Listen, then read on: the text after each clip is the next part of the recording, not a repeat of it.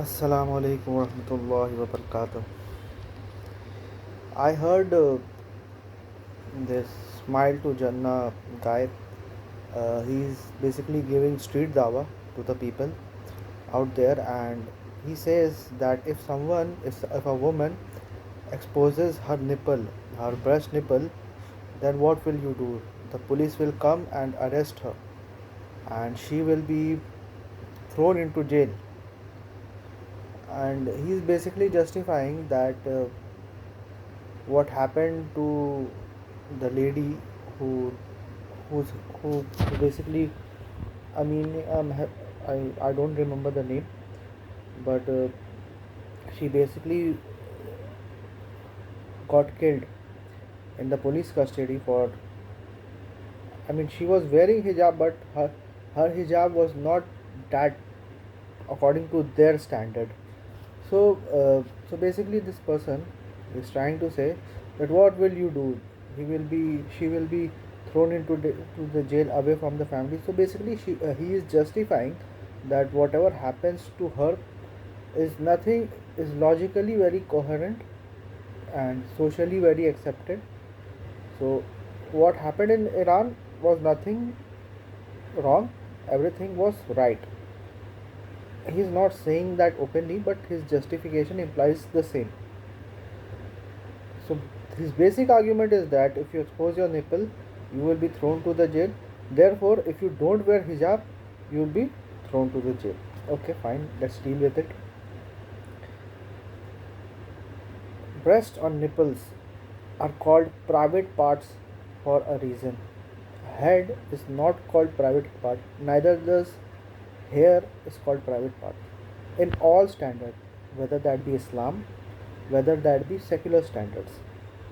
Also, I would like to say that even if the hair was exposed or the head was exposed, yet no government has the right to force them to wear the hijab or to not wear the hijab, because the example which you are giving is based upon the private parts, and every society, every religion, even the secular people believe in covering their private parts. Exceptions are always there, and we are not talking about exceptions, we are talking about something which is maruf. Maruf is a principle which is used, which is accepted by all people, irrespective whether the person is a Muslim or a non-Muslim. It is accepted by all people in all standards, universally accepted. And munkar is something which is rejected by all people. That doesn't mean that people does not practice munkar.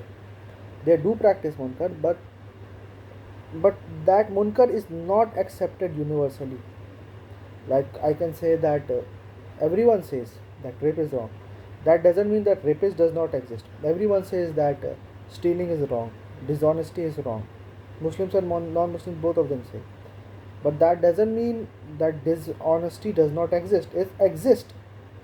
So the point is that some things are universally accepted facts. You cannot compare that to hijab, because hijab is not universally accepted.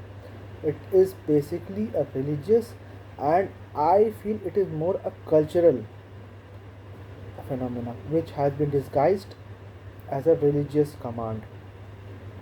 So coming to the point that you cannot force anyone to wear hijab, because hair or head is not a private part. The example which you are giving is that of a private part. And if a woman will be arrested for showing her nipples, she will be arrested for public obscenity, right? Not where are you trying to say that those women who do not cover their head or hair, they are obscene, or they are spreading public obscenity? Decide for yourself what you are trying to say. So any woman who does not cover her head or does not cover her hair, she is not spreading public obscenity. And since public obscenity harms the people, harms the public, to prevent that, we have to arrest her or take some strict action against her until she stops. If she is doing that same thing in a private, the private does not have to mean home, in their own private space, whatever that might be, maybe in a club, that is wrong Islamically, even that is wrong Islamically, but still the government does not have the right to go there and to arrest her. Only if she publicly comes in front of you and strips, because she's harming you, she's spreading public obscenity, then the government, the police needs to be involved, because she is actually violating your right. If she strips in front of you, she is actually making you uncomfortable. So that's the reason, and this is something which is universally accepted. This is something which is based on the fitrah, the nature. So that's the reason she needs to be reprimanded, depending upon whatever the law is.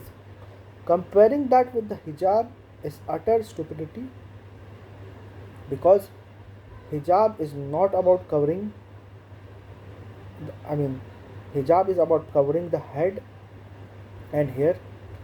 We are not discussing that with whether you need to cover your private parts or not. Everyone agrees that we need to cover your private parts. This is from a universal answer, but I would also like to add an Islamic answer to it.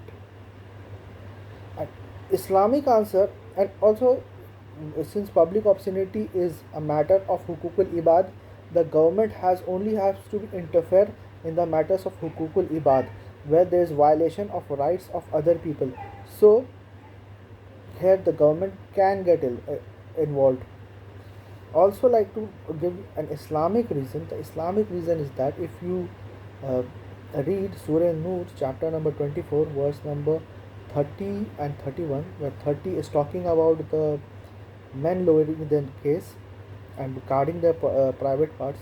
Similarly, 31 is talking about the women lowering their case and guarding their private parts. At the same time, I have never seen any police, any so-called moral police, guarding the gaze of the men.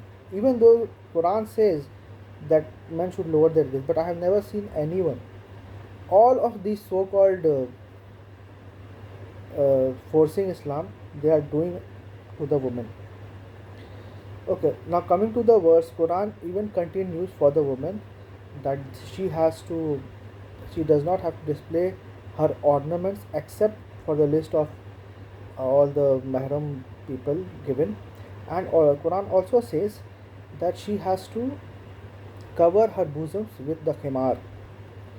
So basically, Quran even says that you need to cover your bosoms, you need to cover your chest, and people may find this that using the word khimar, it means that you need to cover the head also, but this is not true, because a khimar is just a tool. If I say that cover your watch with your sleeves, the command is to basically cover your watch. Quran also says that uh, when you go for hunting, when you leave your dogs, recite bismillah to make it halal. So does that mean that we can just we have to the food becomes halal only when the dog kills hunts it? No, the food can even become halal if we use a bow and arrow. The food the animal can even become halal if we shoot with the gun. So they are just as a tool. Similarly, uh, himar is just a tool to cover head also and chest also, but the Quran says specifically to cover chest. So covering chest of a woman is something which is compulsory in Islam. There is no command which says that you need to cover head or you need to cover your hair. That's it. Wa akhiru da'wana alhamdulillahi rabbil alamin.